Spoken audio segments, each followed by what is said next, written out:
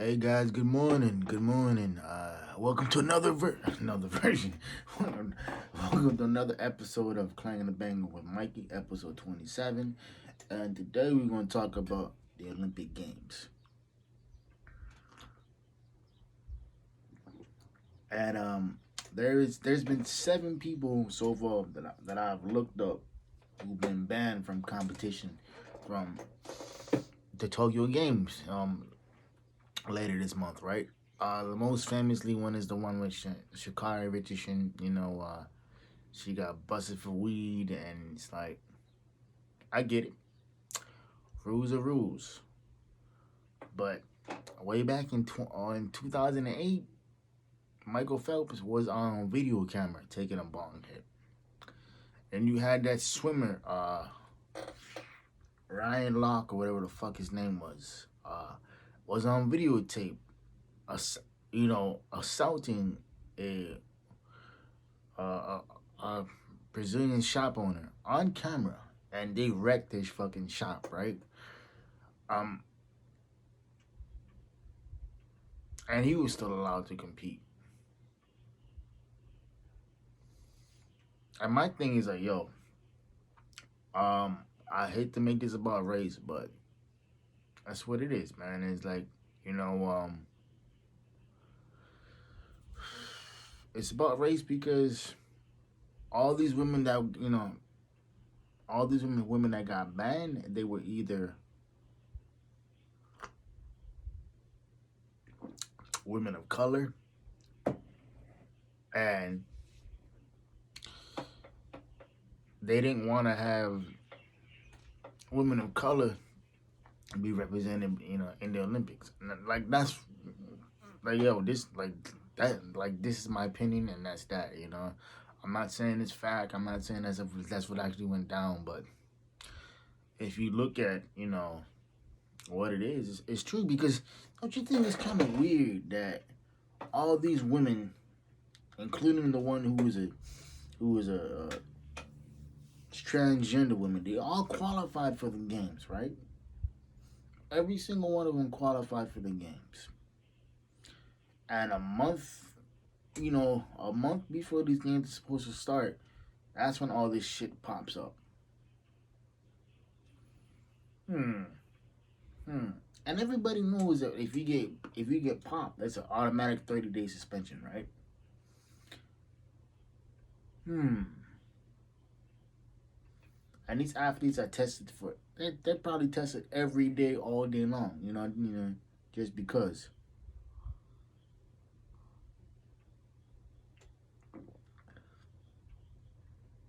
So you mean to tell me that they didn't know that Shakari Richardson smoked weed before she ran her Olympic trial race, or they didn't know that the two sisters, who were long distance track runners, had natural elevated levels of testosterone, which is normal. It's normal, you know.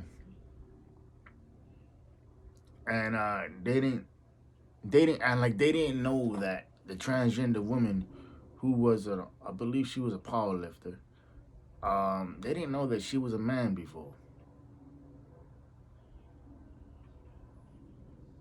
Which brings me to my last topic, man. Banning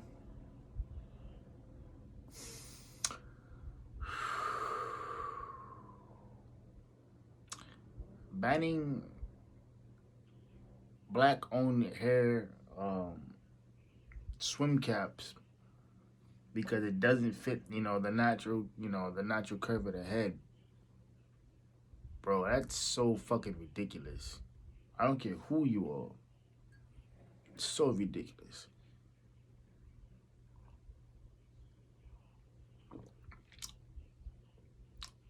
And everybody who's black or a minority in this country knows what the gist is, man. It's like, we know what y'all trying to do. We see it. And no, we not gonna be quiet about this because this is bullshit. And like that's the one thing I fell back on too was Phelps did the same thing, and they wanted to act like, oh, it's just weed, and like he went on to win a fucking every fucking gold medal that year in the Olympics. Every single race he was in, he won gold, bro. So what does that tell you?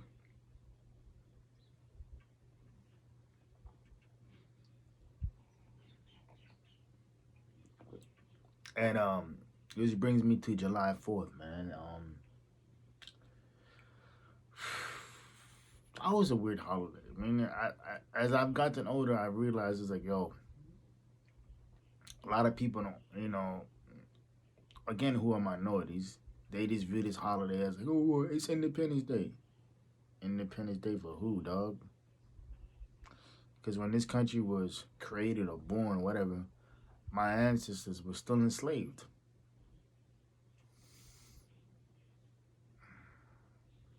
It wasn't until 1860, 1865 that my ancestors were, you know, quote unquote, freed. And my thing is like, I get it. People want to party, they want to have a good time, and I'm all for that. It's like, nah, but know your history. It's like, like I understand, you know, the world around you. Understand, why things are the way they are. And everything of that nature. And I'm not saying that every person who's American is bad, because they not. But we need to understand our history. And it's like this country was built upon forced slave labor. And still is to a point.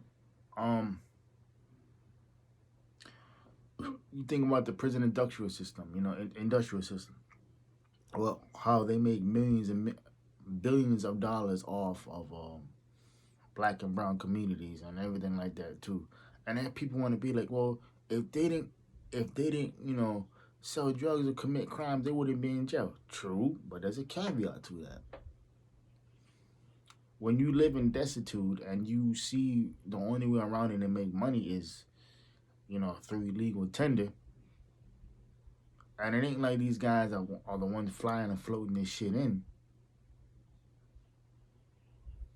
Like, what's that tell you? It's like okay, like we don't have the resources to fly and float that shit in, but somebody does. You mean to tell me that probably millions of pounds of cocaine, weed, or pills, or anything else for that matter, just gets flown in and nobody knows what's going on about it? Hmm.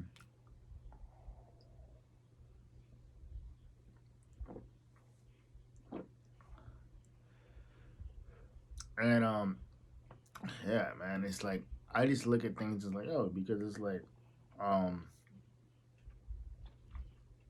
that's another thing too. Um, with the drug charges and whatnot. And I think, hey, honestly, man, it's like my personal opinion. Decriminalize weed, abolish, abolish and expunge records, and let them people who have been serving years and years behind, like in prison for a joint, go home. Because when a dispensary looks, you know, a dispensary is legal,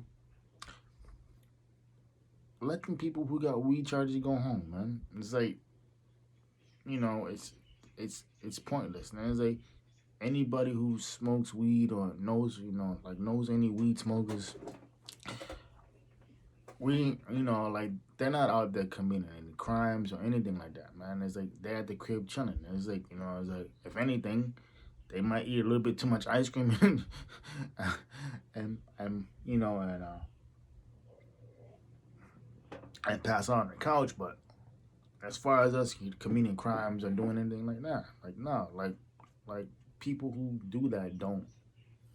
People who smoke weed don't do that. And I find myself, I don't have a problem with self medicating with weed, man. It's like people do that with alcohol, and alcohol is 10 times worse than weed is. So when I hear things about, oh yeah, weed's this, weed's that, I'm like, no, weed is natural, bro. It comes from the earth, and like with anything, if you overdo it, there's consequence for it too, man. And if you overindulge in that type of stuff, there's consequences for it. And I just think, me personally, it's like the whole thing with the Fourth of July, the Olympics, you know, Shakari Richardson and all that stuff, man. It's like, let sis run, man. It's like, and it's like, and it's clear that they're not gonna let that happen this year because black and all black girls, Olympics. Nah, them white folks, weren't gonna have that. It's bad for business, and they knew that.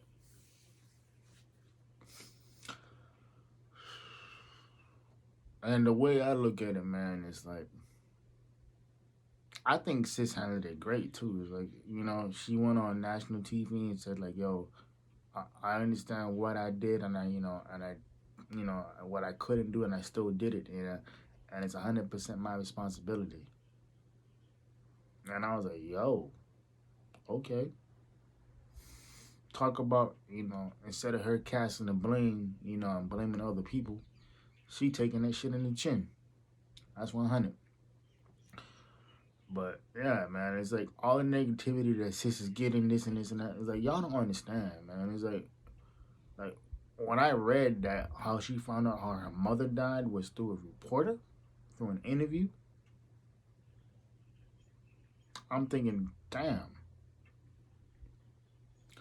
It's like here you are thinking that it's gonna be something about your perspective sport, your hobbies, or whatever 21-year-old kid does who's on the verge of you know breaking Olympic records. What is she doing off time? And it's like no, and she was asked a question about she was told that her mother died through a complete stranger.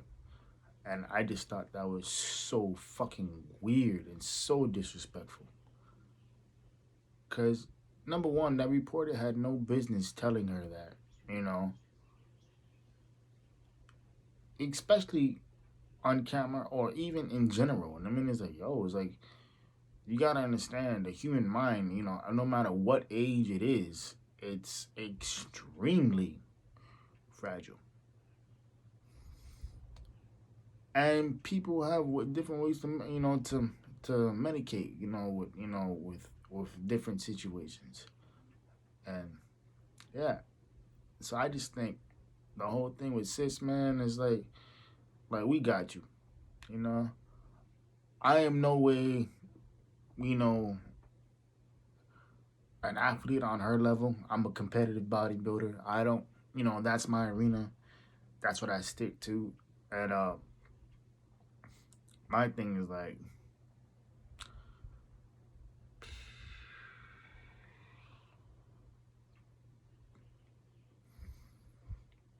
but as far as an athlete goes, because professional, competitive bodybuilding is a sport. I don't care what people tell you. We're athletes and ourselves. Um, yeah. What happened to her, man? It sucks, but it teaches everybody else around her a lesson, which is don't give these motherfuckers ammunition to come jam you up. And that's with anything. That's with a job, a relationship, a friendship. There's always going to be outside influences that try to creep up and try to not necessarily it's not necessarily steal your shine, but they want to make life more difficult for you than it already is. Because Jamal Crawford said it the best, man. Is like he said Shakari Richardson reached a level of fame where they trying to fuck with her for anything and everything, and it's true because it's clear, you know, that what they were doing. They were trying to jam her up, and they jammed her up. And I don't mean to make it about race, but it's pretty obvious, man. It's like it doesn't take much to see that. It doesn't take much to see what was going on and everything like that. It's like, yo, it's like this is what went down, and that's that. But this is 15 minutes of your life that y'all won't ever get back. I appreciate you guys listening to this podcast. Like and subscribe the video. Hope y'all are keeping it full peace, private, positive, player, and pushing. And as our shirt says, science is real, Black Lives Matter. You know, love is love. Women's rights is human rights. And kindness is everything. All right, y'all. Have a beautiful Sunday. Goes.